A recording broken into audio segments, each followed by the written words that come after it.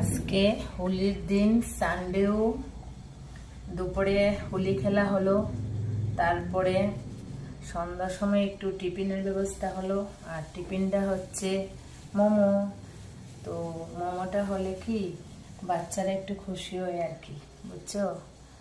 আর বাজারে তো মোমো কিনতে পাওয়া যায়, কিন্তু বাজারের থেকে আর একটু নিজে ঘরে বানিয়ে রেসিপি বানালে টেস্টিও হয়, ভালো হয়, বুঝছো না।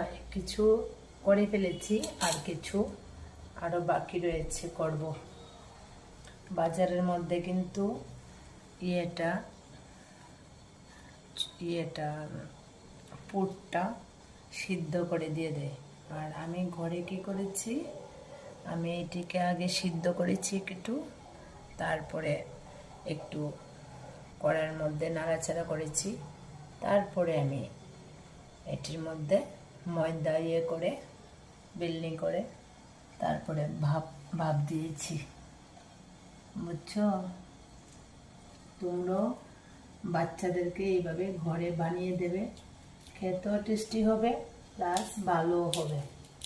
কারণ বাজারে তো এক সময় খাওয়া হয় ঠিক আছে, তবু জিনিসটা তো স্বাচ্ছা দেয় না, না এই আর কি। তোমরাও ঘরে বানিয়ে এইভাবে বাচ্চাদেরকে দিবে।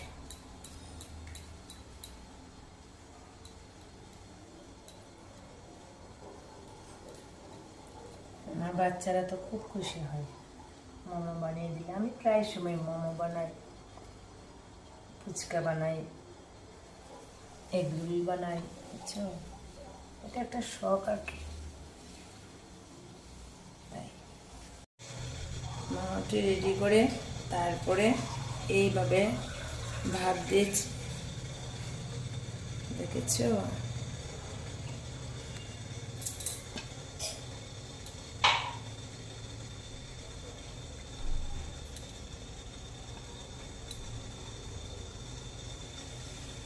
পনেরো থেকে 20 মিনিট সিদ্ধ করে ফেলবে, তারপরে চল দিয়ে খেয়ে ফেলবে। ঠিক আছে, হয়ে গেল। এখন এটিকে ডেকে রাখবো। এই দেখো 10 মিনিট পরে হয়ে গেল। এখন এটিকে ভেঙে দেখবো। এই দেখো তুলতুলে নরম, দেখেছো। বাস এবার এখন খেয়ে ফেলবো, এইভাবে চজ লাগিয়ে খেয়ে ফেলবো। ওকে।